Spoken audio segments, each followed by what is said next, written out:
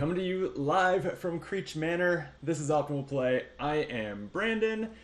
And have you ever gotten a Kickstarter box in the mail? It's an expansion that you backed, and you open it, you look at everything that came in it, you're like, oh shit, I've barely played enough of the original game to justify owning this. Hi, that's me. I have a problem. Today, that problem reflects itself in Final Girl. Oops, that's the zoomed in view. There we go.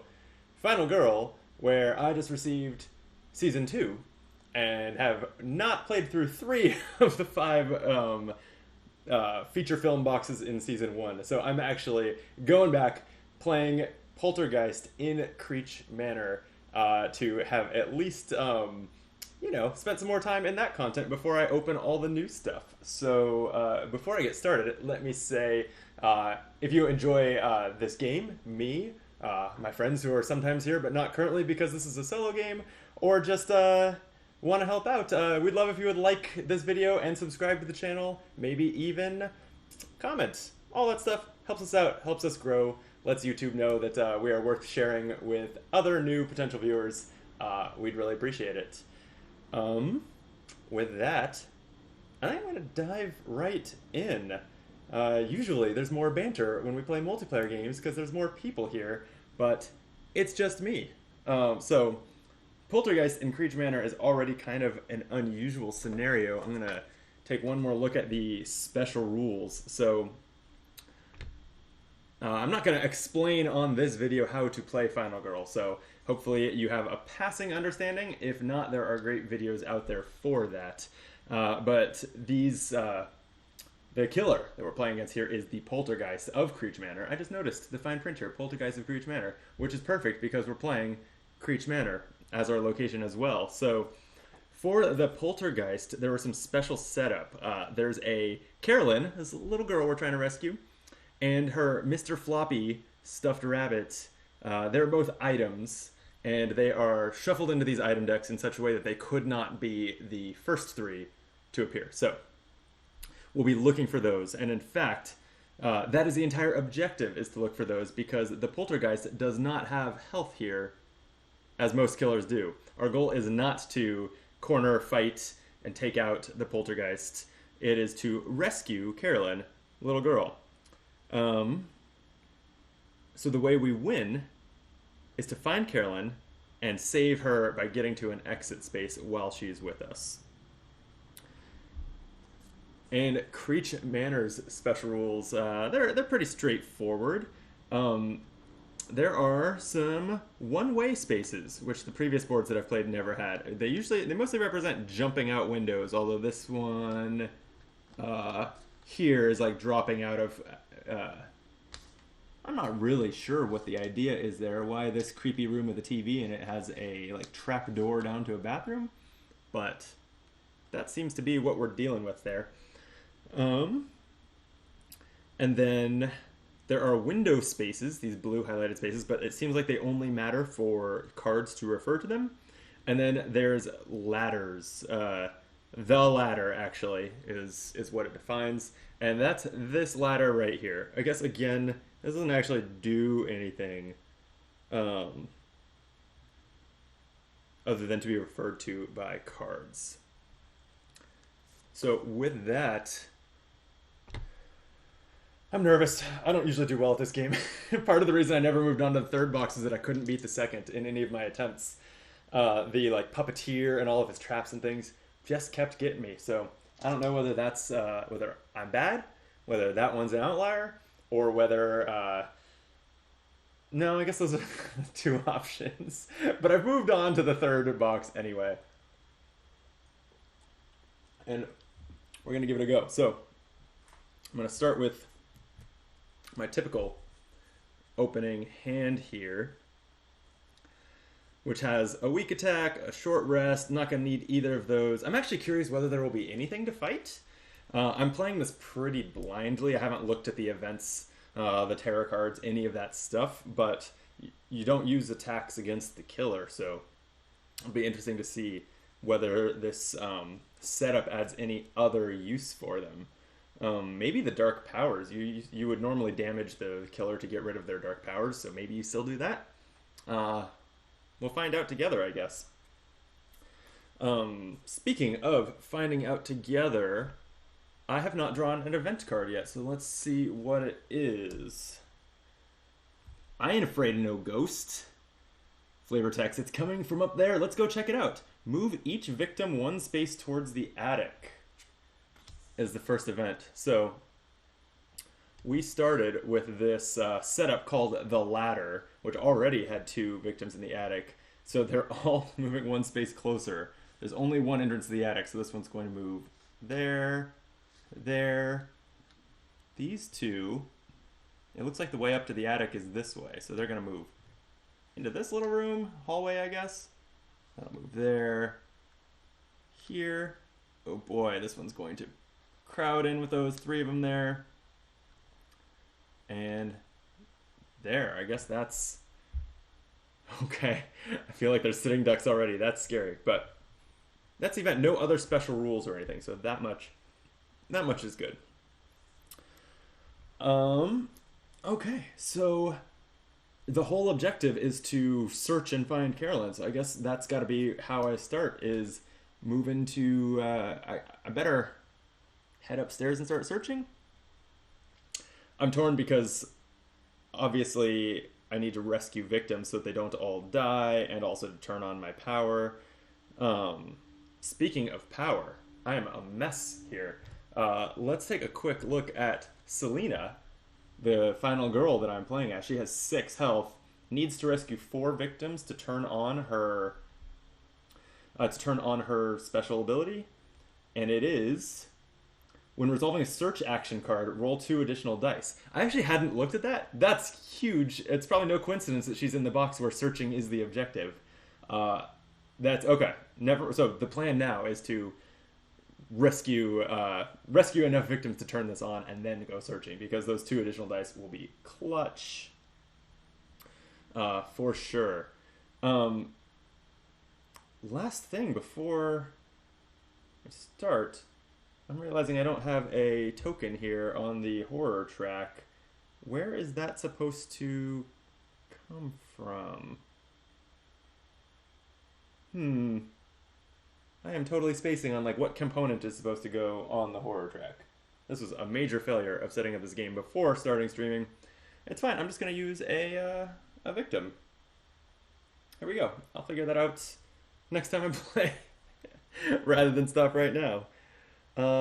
Okay, so I desperately need to get these victims out of the hallway here and take them downstairs. So I want to walk towards them. I'm going to start with that. I'm going to walk, roll in 2 dice, I think, if I zoom in over here. Oh yeah, we get a little bit of a view of my dice in this dice tower. And that's a great roll, 2 successes. Okay. So I get to move up to 2 spaces, and then I spend a time doing it. Then I'm going to do the thing that I planned to do, which was go straight to these victims, join them in that hallway. Now, do I want to walk again or save that for next round? I'll probably walk again and then try to buy a sprint card for next round to kind of get the rest of the way there. I think I like that. So I'm going to walk again. Rolling 2 dice, and oof, 1 convertible success, and that's it. So if I fail on the walk card, then I either lose 2 time, or I can lose a heart to move 2 spaces and lose 2 time. I think I'd rather convert this with my short rest and weak attack cards, because I don't have any reason to believe I will need them all that soon. So I'm going to convert that to a success. I get to move 1 space. I'm going to bring 2 victims with me. 1 step closer to saving them. Yeah, I think that's... Oh, and I spent a time. That's probably the round, unless I want to... Actually, you know what? I do want to use 1 focus card. Focus might reduce the horror level and eventually try to get me up to having 3 dice here, so I'm going to roll 2 dice on that. 1 success, 1 convertible. I don't have enough cards to convert that, so I'm going to take the 1 success gladly, reduce the horror level by 1, and cost me a time. But that's a success. That's what I wanted. With that, I'm going to call that around. It's been a little while since I played Final Girl, so I admit I'm looking at the reference here to make sure I don't screw anything up. So it is the planning phase. Next, that is when I am going to shop for new cards. I definitely was just saying I wanted a sprint.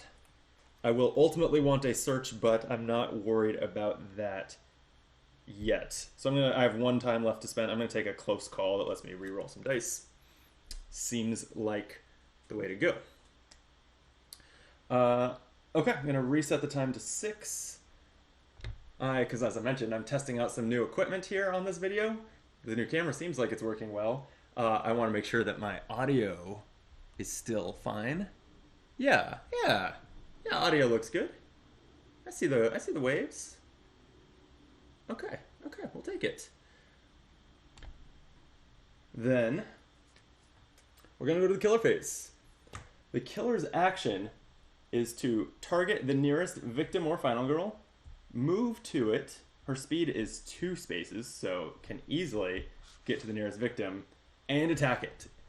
Poltergeist will successfully kill that victim, raising the bloodlust track and raising horror for reaching that space on it. Okay. Not great, but not terrible. And then we're going to draw a tarot card. Tarot card says, "Nothing is as it seems. If Carolyn is with you, discard and draw the next tarot card." Nope. Otherwise, shuffle each item deck and reveal the top card of each. And then, if Carolyn or Mr. Floppy is revealed, raise Bloodlust twice. Oof. Okay. So we knew that the top of the search deck was a shotgun, a candle, and a knife, but they're getting shuffled now. We'll see what we get after the shuffle. I don't know what I'm hoping for here. If we find Carolyn or Mr. Floppy, then that's huge information. But it does raise Bloodlust twice, which would be pretty rough. Let's see. Okay. Here goes nothing. We've got, in the garage, a list of things in the... Okay. We have in the attic, ooh, if I can get this card, they're not sleeved, so a little tricky. There's Mr. Floppy.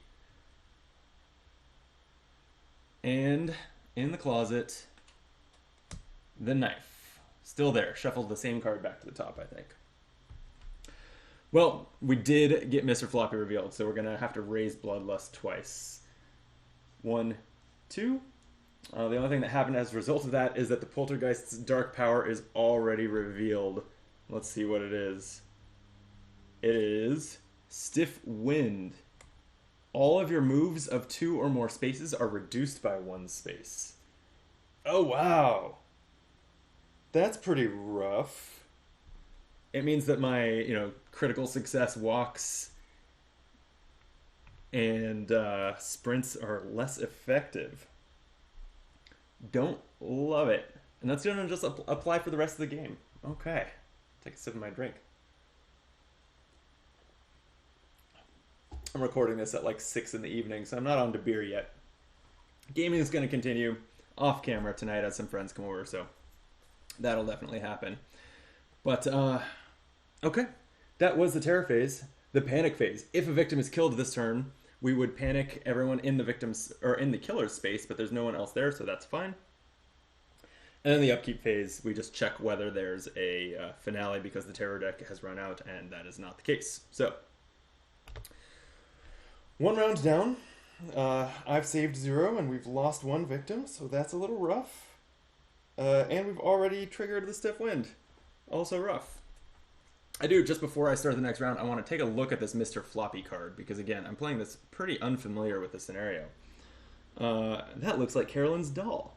If the dark power has been revealed, you may remove this from the game to ignore the effects of Carolyn, Where Are You?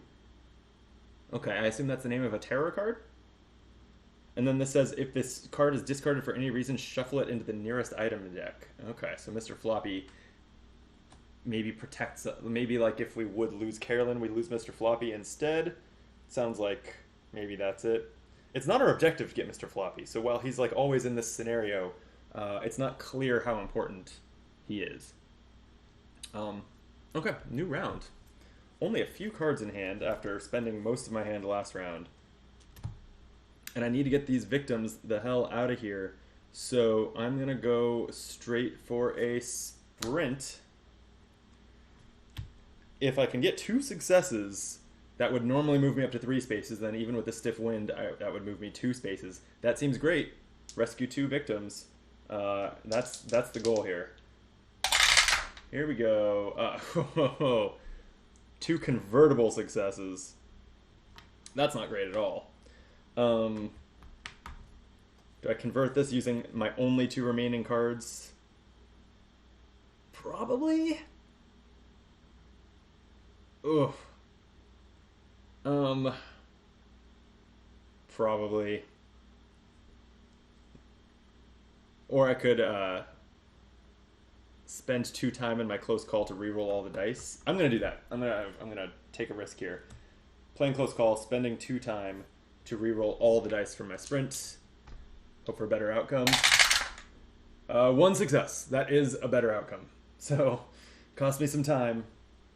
I think I'm okay with that. So, 1 success on sprint moves up to 2 spaces and then spend a time.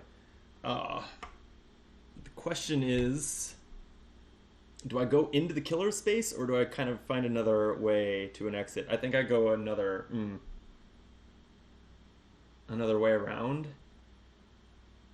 Because otherwise the killer's just going to kill one of my victims. Then I'll only have 1 that I'm taking to an exit. So I'm going to take these 2 with me into this hallway where there's a 3rd victim. Oh no, except that... Oh, this is hard already. The Poltergeist is going to potentially move to me. I guess we're equidistant here. Final Girl's weird. When there's things like, 2 victims are equally close, where does the killer go? And it's like, it's a tie that you need to determine the answer to. You can decide kind of based on what's worst for you, what's funniest, or what's most thematic.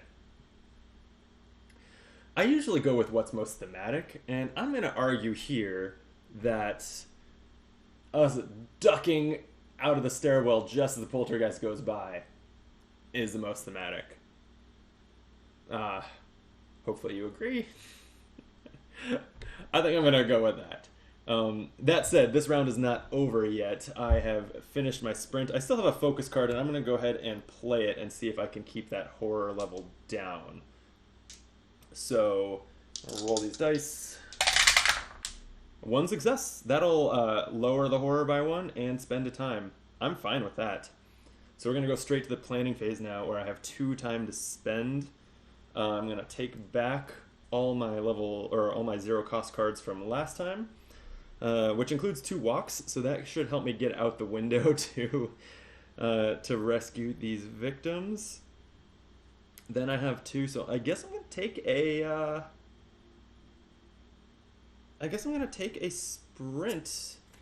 Just try to keep the movement going as fast as possible right now, especially against that stiff wind. So let's sort the cards that we're returning to the supply. Set our time back to 6 for next round. And we're going to the killer phase. Hey, Chris in the chat. Yeah, when I said coming at you live, I wasn't kidding. If you're watching this as a video later on YouTube, I did a live stream it. Because this is kind of a test stream, I didn't put it on social media or anything. But anyway, Chris, I'm really happy that you have joined me. Yeah, that decide for yourself to break rules ties may be my least favorite part of a game I very much enjoy. Yeah, it's weird because you kind of have to... It causes you to, like, battle, like, okay, what really is, most thematic versus that temptation to lean towards the thing that favors you, which is ultimately what just happened to me and what I just succumbed to. So, yeah, that is what it is. I don't know. um, yeah, it would be nice, I guess, if there were a few rules to help you break common ties. Like if a victim and your character with a victim are in the same space, does it go for the a lone victim or for the one with the final girl there? The rule could be either one, but like, yeah, if there was a rule, I would appreciate that.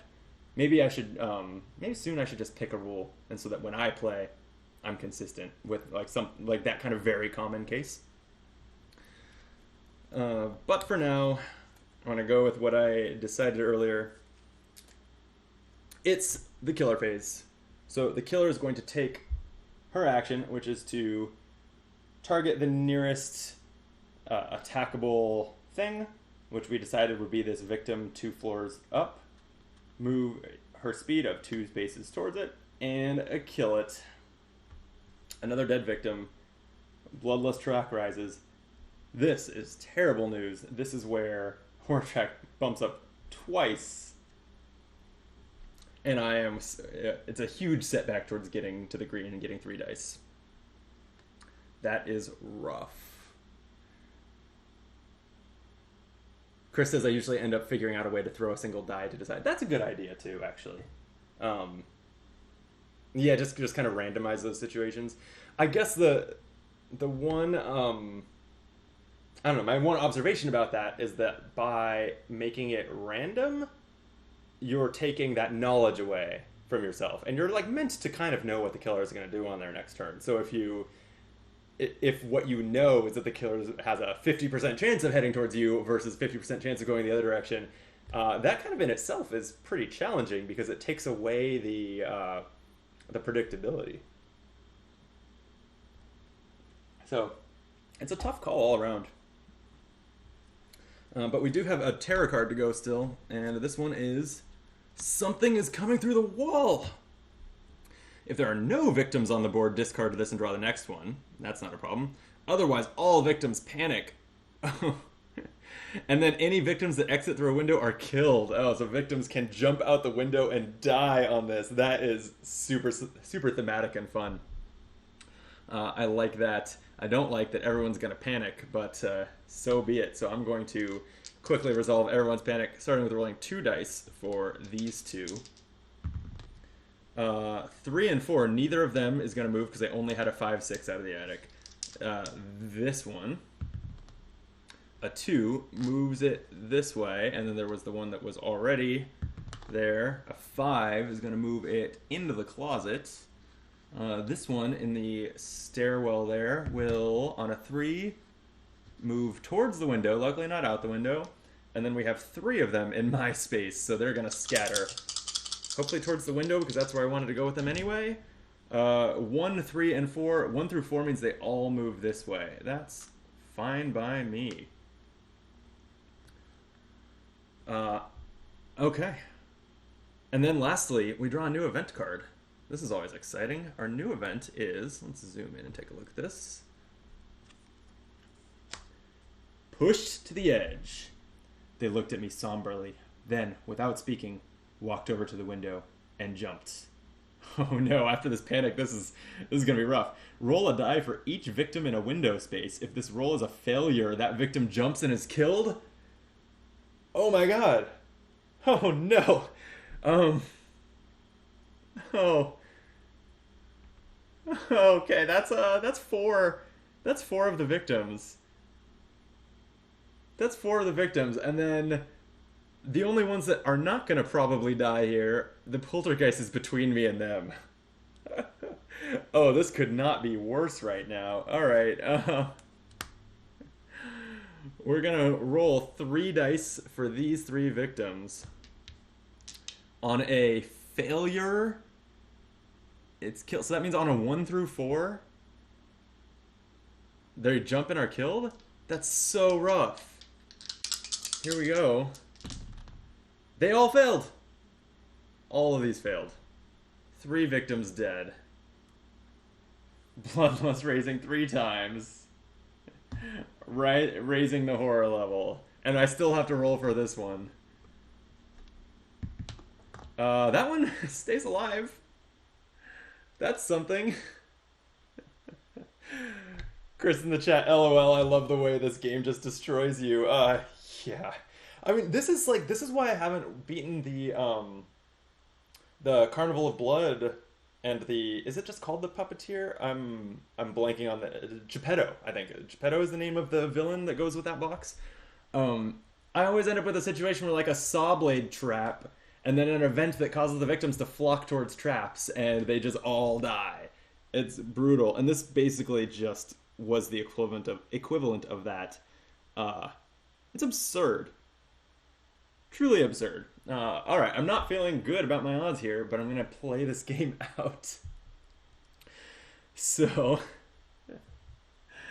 next is the, let's see, those are killed, so they would cause panic to happen. Anyway, that's irrelevant because there's no one in the killer's space. So in the upkeep phase, also nothing happens.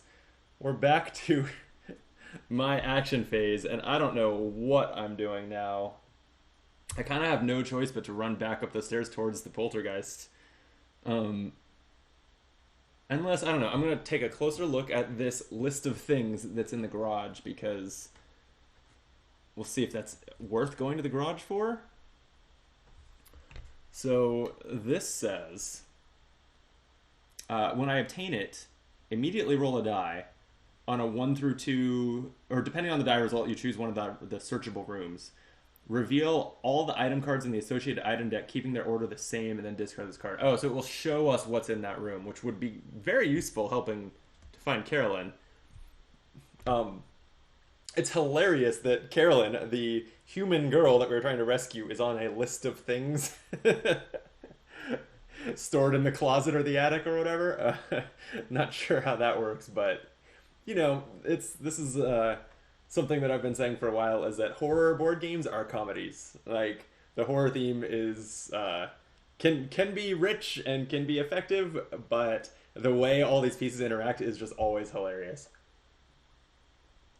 There's no way around it. Okay, so I guess I'm just gonna go past the poltergeist. Honestly, if I like end on the poltergeist space and she attacks me this round, I've got plenty of health, and that's one less victim she kills, so that seems fine. So I am going to walk, trying to head back upstairs. Rolling 2 dice. Failing. And I don't have any rerolls, so all that I can do is I can lose a heart to move a space and then lose 2 time. I'm going to do that. And then I am going to walk some more. See if I can actually climb the stairs. Yes, 1 success will do it. So I can move a space. Hello, poltergeist. And lose 1 time. Okay, and then I've got to get this horror level down, so I'm going to focus. Right, and hope for the best, I guess. Rolling 2 dice here. And failing miserably. There's nothing I can do about that. I lose 2 time from it. Yeah, welcome to Final Girl. This is brutal. Well, okay, that's going to do it for the action phase. So in planning, I have 1 time left to spend. I'll take a close call, the card that lets me reroll, and the focus that was in my 0 cost pile. Get rid of these and we'll go to a killer phase. The killer is going to target the nearest target, move to it, and attack. I am clearly the nearest target, being in the same room. So she'll attack me for 2. You know, it would not be the worst thing if she... Oh, wait. Yeah, still attacking for 2. Okay. As long as her bloodlust doesn't raise, if she attacks me for 2 one more time, that at least gives me the +1 die from being on my last point of health. That sounds pretty alright right now. So maybe I will try to make that happen. But first, we've got a tarot card. Oh, it's our first dark power, Unseen Forces. If Carolyn is with you, discard and draw the next tarot card. Nope. Your first space moved each action phase is panicked. What? What? Am I understanding this right? Your first base moved is panic. So, like, I play a walk card, I successfully move, which is already hard, and then I have to roll a die to move randomly? I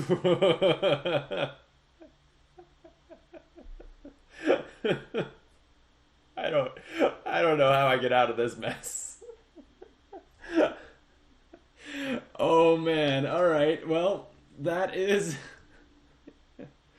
in play. It says discard this card when you find Carolyn, but I have to like stumble on her as I randomly charge around this house. Oh man, I don't see how this can get any worse. Okay, well, the panic phase, no victims died. Upkeep phase, nothing happens, so it's back to my turn. Oh, all I can do is laugh. I've got to move. So let's see. If I move from here, 3 through 6 chance that I move the direction I want to go. Or 4 out of 6. On a 3 through 6, I would move towards the victims. That's what I would like to do. So I guess I'll still try it. Should have reset my time to 6. I'm gonna sprint. Let's see what happens. 2 convertible successes. I've got to convert that, I think. I'll use my weak attack and short rest to convert one again. So 1 success is move up to 2 spaces and lose 1 time. So there's the time. The stiff wind reduces that movement to 1 space, and I have to move that one randomly. So on a 6, great, I moved the direction I wanted to go towards those stairs. So that's kind of a huge win. All that I've really got left to do this round is focus to try to reduce the horror level. Here we go. 1 success will do it. It'll spend a time and lower the horror level. I will take that every day of the week. So that goes to planning now. I'm going to take back these zeros, and I have 4 time to spend, which it feels very generous. I'm going to take... I don't need a guard because I don't plan... I want to get hit for 2. So I think I'm going to take a... with 4.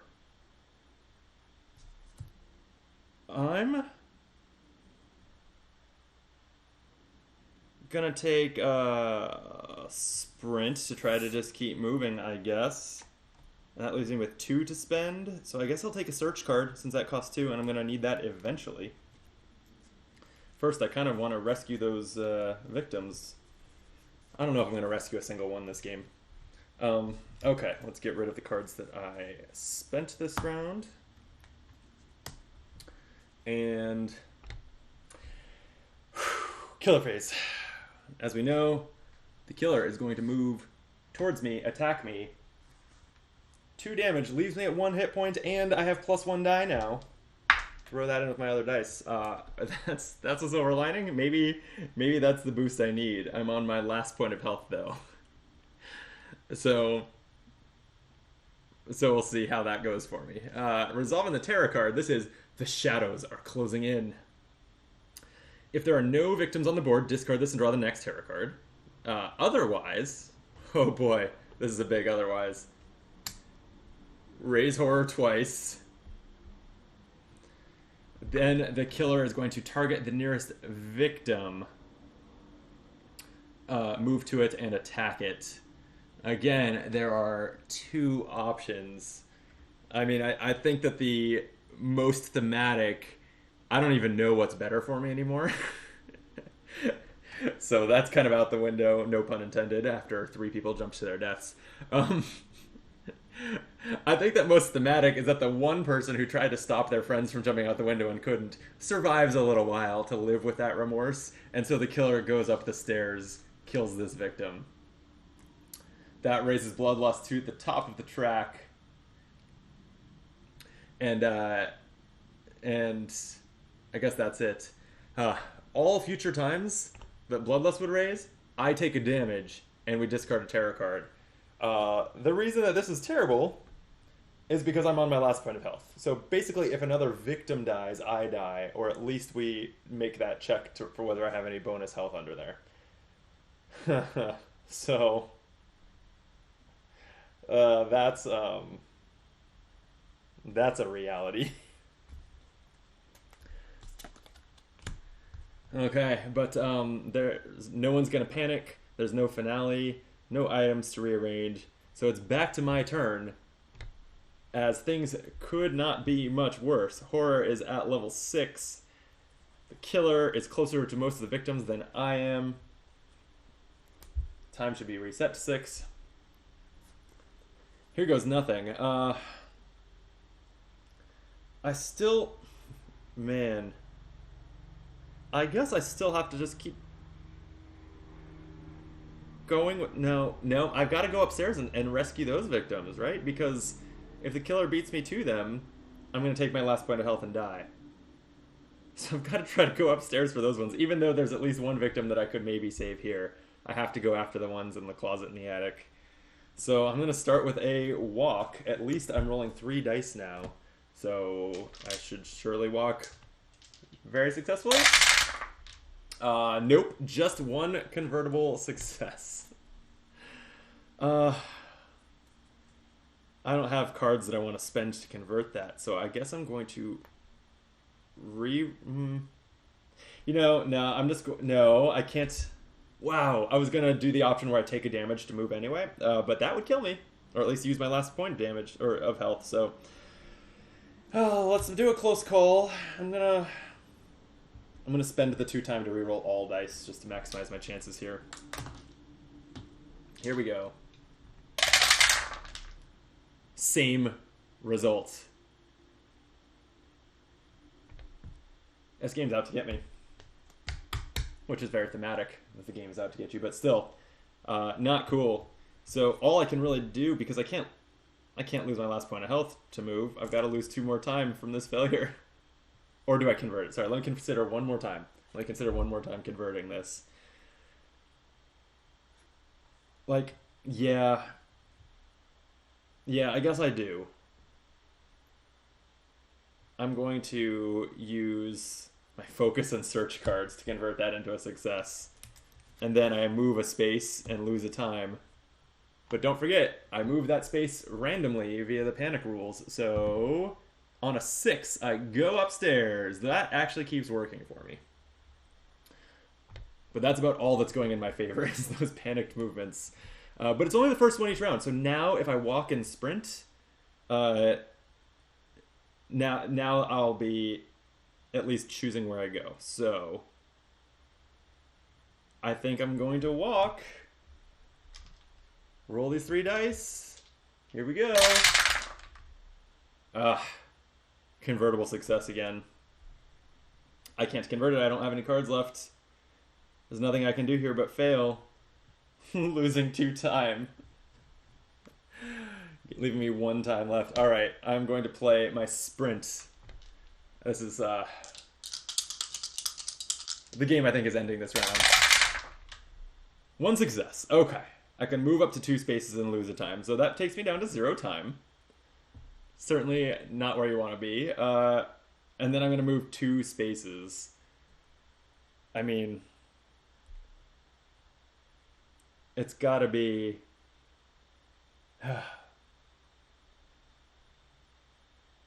It's got to be to the closet to get that one out. If I run up to the attic, then she's just going to go attack the victim in the closet. So I'm going to move 2 spaces to the closet and back out with the victim. I love doing this live on stream, but I am checking a rule because it's been long enough since I played that I've forgotten whether the killer's attack prioritizes me or the victims. I kind of think it's the victim.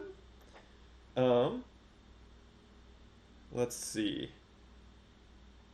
Attacking. The killer always attacks victims first, but when a victim dies, I take a damage, so it's gonna knock everyone out.